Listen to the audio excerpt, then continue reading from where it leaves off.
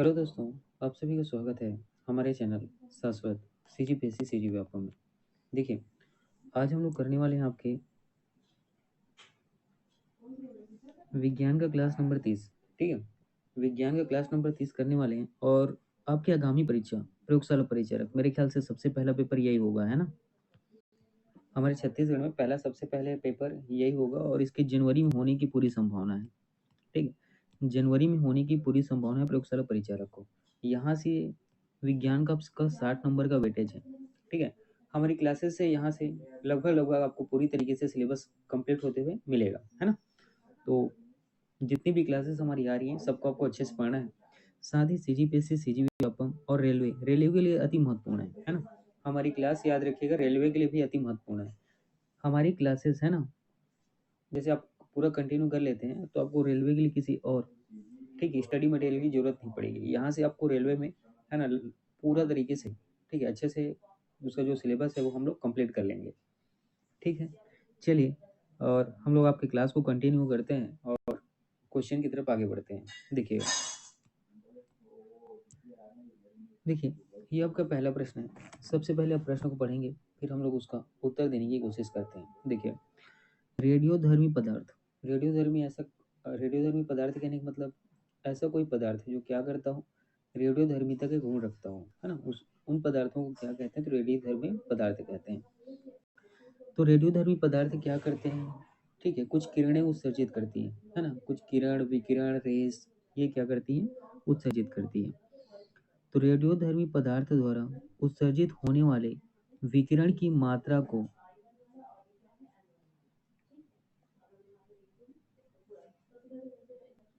विकिरण की मात्रा को है ना, उसके बाद विकिरण की मात्रा को नामक पारंपरिक इकाई में मापा जाता है। देखिए, सिंपल सा प्रश्न है ना। इतनी चीजें इसमें दी हुई हैं।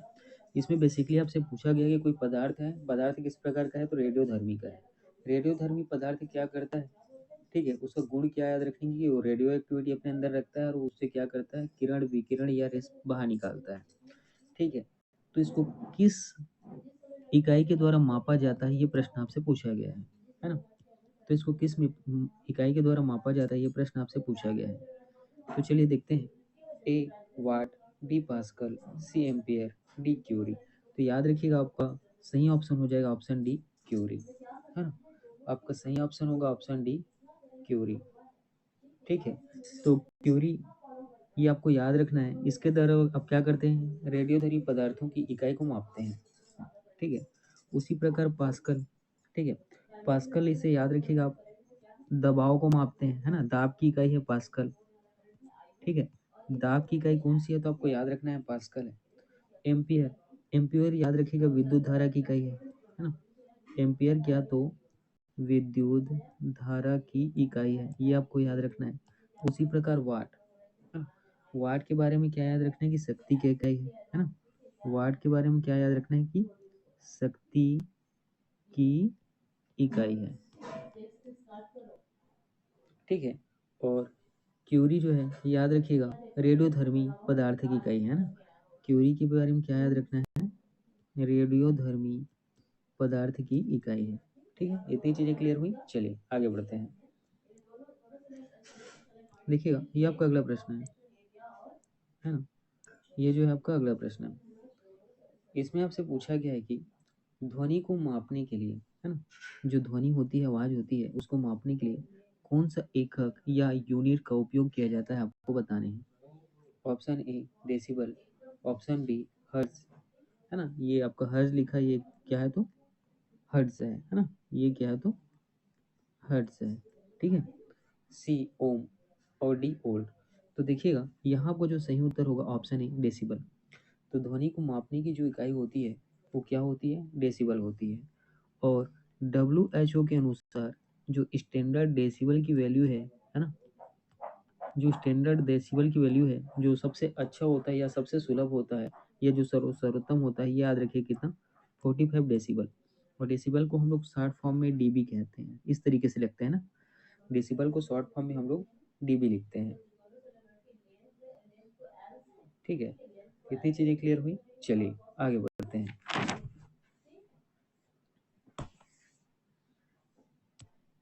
देखिएगा, ये आपका अगला प्रश्न है ना? ये आपका अगला प्रश्न है और यहाँ हमें क्या करने हैं, निम्न को मिलान करने हैं। मतलब कहने का मतलब सही जोड़ी आप लोगों ने बहुत पढ़ा होगा स्कूल टाइम में, बस वही करना है, ठीक है? इसमें एक यूनिट दिया हुआ है और वो यूनिट किसका है ये आपको बताने हैं। देखिए, चुंबकीय फ्लक्स का घनत्व टेस्ला, स्वप्रेरण वेबर, चुंबकीय फ्लक्स का हेनरी। तो हमें मिलान करना है। तो देखिएगा, चुंबकीय फ्लक्स का घनत्व इसको मापा जाता है टेस्ला से, ठीक है? स्वप्रेरण इसको मापा जाता है किससे, तो हेनरी से, याद रखना है ना। स्वप्रेरण को किससे मापा जाता है, हेनरी से। और जो चुंबकीय फ्लक्स है, ठीक है, इसको मापा जाता है किससे, तो वेबर से, ठीक है? चुंबकीय फ्लक्स का इसको वेबर से मापा जाता है, ठीक है? तो ठीक, चुंबकीय फ्लक्स को वेबर से मापा जाता है, याद रखेंगे, है ना? और चुंबकीय फ्लक्स का अगर घनत्व है तो उसको टेस्ला से मापा जाता है, ठीक? चुंबकीय फ्लक्स का घनत्व है तो उसको किसे, टेस्ला से मापा जाता है। और स्वप्रेरण को हेनरी से मापा जाता है ना? स्वप्रेरण को क्या, तो हेनरी से, ठीक है? चलिए आगे बढ़ते हैं, ये आपका अगला प्रश्न है, देखिएगा, ठीक है? ये आपका अगला प्रश्न है और इसमें आपसे पूछा गया है, निम्नलिखित में से किसकी कोई इकाई नहीं होती, ये आपको बताने हैं, है ना? इकाई नहीं होती मतलब इसकी कोई यूनिट नहीं होती है ना? न इसका कोई मात्रक होता है, उसका मतलब वही है, ठीक है? तो हमें बताने हैं किसकी इकाई नहीं होती है। ए घनत्व, सी विस्थापन, बी आपेक्षिक घनत्व, डी दाब। तो याद रखिएगा, यहाँ पर जो आपका सही उत्तर होगा ऑप्शन बी, सापेक्षिक घनत्व। सापेक्षिक घनत्व की याद रखिएगा कोई भी इकाई नहीं होती है, सापेक्षिक घनत्व की कोई भी इकाई नहीं होती है, तो यही आपका सही उत्तर होगा, ठीक? घनत्व का इकाई होता है केजी प्रति मीटर क्यूब, है ना? घनत्व का इकाई क्या होता है, केजी, है ना? किलोग्राम प्रति मीटर क्यूब। उसी प्रकार विस्थापन, ठीक है, विस्थापन की इकाई क्या होता है, मीटर होता है, याद रखना है ना? विस्थापन का इकाई क्या होता है, मीटर होता है। दाब का इकाई होता है न्यूटन प्रति मीटर स्क्वायर, ठीक है? दाब का इकाई होता है न्यूटन प्रति मीटर स्क्वायर या पास्कल, ठीक? दाब का इकाई क्या होता है, न्यूटन प्रति मीटर स्क्वायर या पास्कल, ठीक है? इतनी चीजें क्लियर हुई, चलिए आगे बढ़ते हैं। घनत्व का याद रखना है ना, इंपॉर्टेंट है, केजी प्रति मीटर क्यूब, ठीक है? चलिए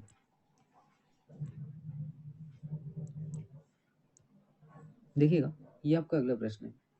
इसमें आपसे पूछा गया है कि एम्पियर सेकेंड किसकी इकाई है, ये आपको बताने हैं, है ना? एम्पियर सेकेंड किसकी इकाई है, ये आपको बताने हैं, ठीक? ए आवेश की, सी वोल्टेज की, बी शक्ति की, डी ऊर्जा की। तो यहाँ पर आपको सही उत्तर होगा ऑप्शन ए, आवेश की, है ना? ऑप्शन ए, आवेश की, ठीक है? देखिएगा, आवेश, आवेश को हम लोग किससे रिप्रेजेंट करते हैं, तो क्यू से।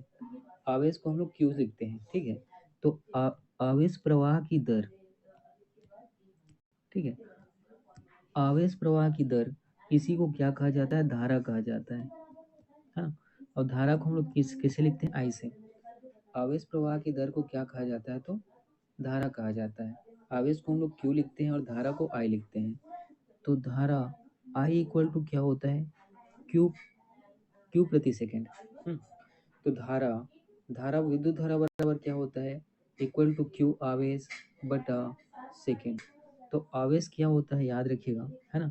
आवेश क्या होता है, तो इसी को आपसे पूछा गया है, आवेश यहाँ से क्या होता है, तो एम्पियर सेकेंड, है ना? ये क्यू है, देखिए यहाँ से क्या करेंगे आप, ये क्यू, क्यू क्या है, आवेश है, और ये निकालेंगे तो आई एस, ठीक है? क्या निकलेगा, आई एस। तो विद्युत धारा किससे मापते हैं आप, एम्पियर से, और एस का हो जाता है सेकेंड। बस यही आपसे पूछा गया है, ठीक है?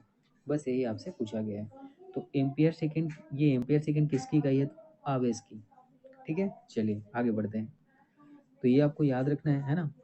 आवेश प्रवाह की दर को धारा कहते हैं, धारा को आई से रिप्रेजेंट करते हैं, आई को क्यू से करते हैं।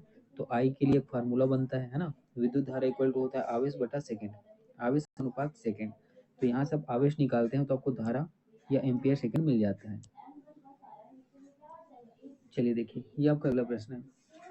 इसमें आपसे पूछा गया है गैलन, है ना? गैलन, इसका इस्तेमाल आप लोग सुने होंगे बहुत बार, ठीक है? सामान्यतः किसके लिए इस्तेमाल किया जाता है, ये आपको बताना है। 1 गैलन, 2 गैलन, 10 गैलन, 15 गैलन, ठीक? ए गति के लिए, बी एक कंटेनर के लिए, सी आयतन के माप के रूप में, डी कंटेनर को बैरल के संदर्भ में व्यक्त करने के लिए। तो याद रखिएगा, गैलन से क्या किया जाता है, आयतन की माप की जाती है। ठीक है, गैलन से क्या किया जाता है, आयतन की माप किया जाता है, किसकी, तो द्रव की, है ना। जो द्रव लिक्विड पदार्थ होता है ना, जैसे आपका हो गया डीजल हो गया, ठीक है, तो है ना डीजल, और जिसको हम लोग गैलन से क्या कर सकते हैं, माप सकते हैं, तो उसमें इसको क्या किया जाता है, मापन किया जाता है। और एक गैलन कितना होता है, ठीक है, एक गैलन कितना होता है, तो याद रखिएगा 3.785 लीटर। ठीक है, एक गैलन कितना होता है, तो आपको याद रखना है 3.785 लीटर। ठीक है, इतनी चीजें क्लियर हुई, चलिए आगे बढ़ते हैं। देखिएगा, ये आपका अगला प्रश्न है ना, ये जो है हमारा अगला प्रश्न है, और इसमें हमसे पूछा गया है कि दबाव, है ना, दबाव मतलब प्रेशर, प्रेशर की ऐसे इकाई क्या है, ये आपको बताने हैं। ए न्यूटन प्रति वर्ग सेंटीमीटर, बी न्यूटन वर्ग मीटर, सी न्यूटन प्रति वर्ग मीटर, और डी न्यूटन वर्ग सेंटीमीटर। तो याद रखिएगा, दाब की जो इकाई होती है, यहाँ पर आपको ऑप्शन सी न्यूटन प्रति वर्ग मीटर, ये आपका सही उत्तर होगा, है ना। दाब के लिए क्या याद रखना है, दाब के लिए न्यूटन प्रति मीटर स्क्वायर, ये आपका सही उत्तर हो जाएगा। ठीक है, किसी भी सतह, याद रखिएगा, किसी भी सतह के एकांक क्षेत्रफल पर, किसी भी सतह के एकांक क्षेत्रफल पर लगने वाले बल को क्या कहा जाता है, दबाव कहा जाता है। ठीक है, किसी भी सतह या किसी भी पदार्थ के एकांक क्षेत्रफल पर लगने वाले बल को क्या कहा जाता है, तो दबाव कहा जाता है। दबाव को ही हम लोग दाब कहते हैं, और इसको इंग्लिश में क्या कहा जाता है, प्रेशर कहा जाता है। ठीक है, तो ये क्या लगता है, किसी भी क्षेत्र के, ठीक है, लंबवत बल, किसी भी क्षेत्र के लंबवत बल, ठीक है, लंबवत बल, किसी भी क्षेत्र के लंबवत बल अनुपात, ठीक है, पृष्ठ क्षेत्र का क्षेत्रफल, उस क्षेत्र का क्षेत्रफल। देखिए दोस्तों, है ना, मेरा एक्चुअल में क्या है कि पेन टैब खराब हो गया है ना, जिस पेन टेबलेट से मैं लिखता था, तो अभी ठीक है इसी तरीके से होंगी, क्योंकि उसमें लिखते अच्छे से बनता है, यहाँ पर आपको ऐसे एडजस्ट करना पड़ेगा। ठीक है, तो P बराबर होता है क्या है, कि जो पृष्ठ है या जो क्षेत्र है, उसका लंबवत बल बटा क्षेत्रफल। इसको आप इस तरीके से करते हैं, P equal F A, P equal to F by A, या ऐसा कहें P इक्वल टू एफ अनुपात ए। ठीक है, तो प्रेशर इक्वल टू ये क्या होता है, फोर्स अपॉन एरिया। ठीक, प्रेशर इक्वल टू होता है आपका फोर्स अपॉन एरिया। ठीक है, और इसी का क्या होता है, देखिए, फोर्स होता है आपका न्यूटन, और एरिया का क्या होता है, मीटर स्क्वायर। तो ये आपका क्या होता है, इसका दबाव का ऐसे इकाई होता है। और इसके बारे में क्या याद रखना है कि अदिश राशि है ना। दबाव के बारे में, प्रेशर के बारे में क्या याद रखना है कि अदिश राशि है। ठीक है, और साथ में अगर न्यूटन प्रति वर्ग मीटर नहीं दिया हुआ है, तो दबाव के लिए आप किसका याद रखेंगे, पास्कल का याद रखेंगे। ठीक है, चलिए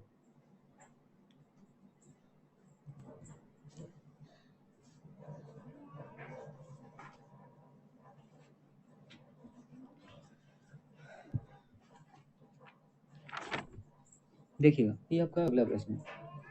जी की मान की किस ऐसा इकाई वही है जो कि, ठीक है, जो कि इन दिए हुए में ऐसा इकाई की है। इसका मतलब क्या है, जी ई और इसमें जो दिया हुआ है, उसमें दोनों की किसकी ऐसा इकाई क्या है, बराबर है, या ऐसी इकाई क्या है, तो समान है। ये प्रश्न आपसे पूछा गया है। ठीक है, ए दाब, बी संवेग, सी वेग, और डी त्वरण। ठीक है, तो जी की मान की ऐसा इकाई वही है जो कि ऐसा इकाई इसकी है। तो याद रखिएगा किसका, त्वरण का, किसका, तो त्वरण का। ठीक है, याद रखिएगा गुरुत्वीय त्वरण को हम लोग क्या कहते हैं, ठीक, गुरुत्वीय त्वरण। ठीक, अगर वो गुरुत्वीय त्वरण है तो इसको भी हम लोग किससे रिप्रेजेंट करते हैं, जी से। ठीक है, गुरुत्वीय त्वरण को किससे रिप्रेजेंट करते हैं, जी से।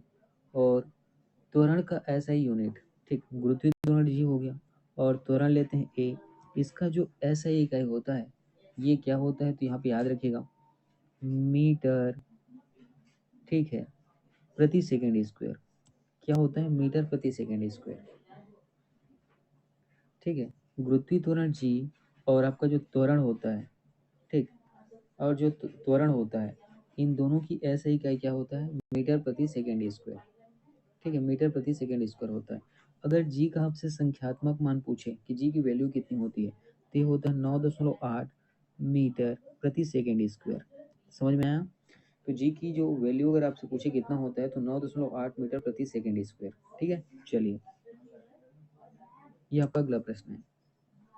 इसमें पूछा कि खाली स्थान की एसआई इकाई न्यूटन है। इसमें जो ऑप्शन दिया हुआ है उसमें किसकी एसआई इकाई न्यूटन है, ये हमें बताने हैं। ठीक है, ए वजन और त्वरण, बी वजन और बल, सी वजन और द्रव्यमान, डी वजन और संवेग। वजन और संवेग, तो याद रखिएगा यहाँ का जो ऑप्शन बी है ये आपका सही उत्तर आ जाएगा। ठीक, वजन। ठीक है, चलिए इसको कुछ और तरीके से हम लोग समझते हैं। ठीक, सबसे पहले तो क्या याद रखना है आपका, जो आंसर आएगा ऑप्शन बी। देखिए अब यहाँ पे बल के बारे में सबसे पहले देखते हैं कि बल है क्या। देखिए बल क्या है ना, एक बाह्य कारक है, समझिए। ठीक है, बल एक ऐसा कारक होता है जो किसी वस्तु की, ठीक है, उसकी अवस्था में क्या करता है, परिवर्तन करता है। और अगर परिवर्तन नहीं करता है तो परिवर्तन करने का प्रयास करता है। ठीक है, बल वह कारक है जो किसी वस्तु की स्थिति को क्या करता है, परिवर्तित करता है या परिवर्तित करने का प्रयास करता है। बल के बारे में क्या याद रखना है, ये सदिश राशि है ना। बल के बारे में क्या याद रखना है, ये सदिश राशि है और इसका ऐसा इकाई क्या होता है, न्यूटन होता है। ये तो हो गया बल के बारे में। अब है वजन। ठीक, याद रखिएगा वजन और भार दोनों एक ही चीज है ना। वजन और भार दोनों क्या है, एक ही चीज है।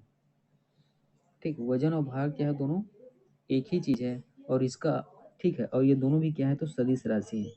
ये दोनों भी क्या है, तो वजन और भार भी दोनों क्या है, सदिश राशि है।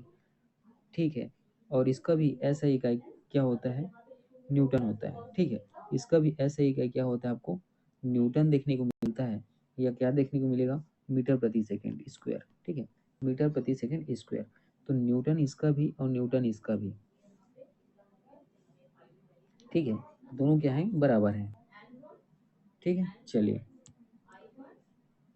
देखिएगा ये आपका अगला प्रश्न है। ये जो है अगला प्रश्न है।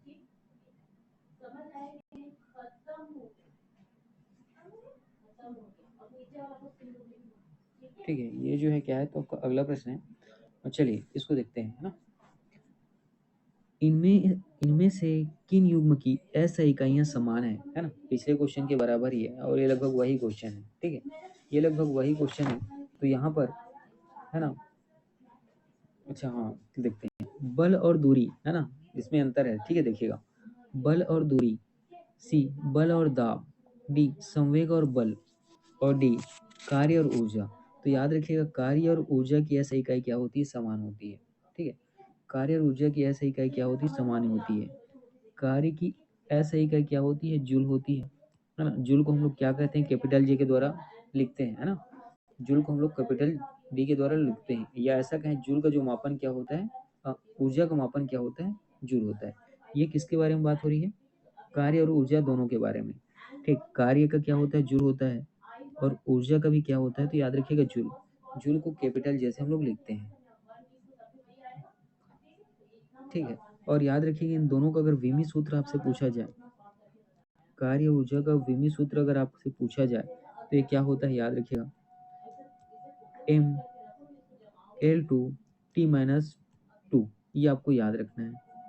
ठीक, M L two T minus two. ठीक है, M L two T minus two, ये इसका क्या होता है, विमी सूत्र होता है। आपको अच्छे से याद रखना है। ठीक है, चलिए आगे बढ़ते हैं। ठीक है दोस्त, पढ़ते रहिए, है ना। आपकी क्लासेस आज की यहीं तक थी, फिर आगे मैं डेली क्लास को हम लोग आगे कंटिन्यू करेंगे। और एक्चुअल में क्या है कि मेरा पेन टैबलेट जो है ना ख़राब हो गया है ना। एक्चुअल में क्या है कि मेरा पेन टैबलेट जो है ख़राब हो गया है। अब इसको सर्विस देने में कम से कम 15 दिन लगेंगे, है ना, क्योंकि इसको मैंने अभी दिल्ली भेजा हुआ है। तो वहाँ से जो है जैसे ही ये चीज़ें ठीक होके आएंगी, हमारी क्लासेस भी चलेंगी, तब तक आप, ठीक है, इसी से काम चलाएंगे। ठीक है, चलिए पढ़ते रहिए।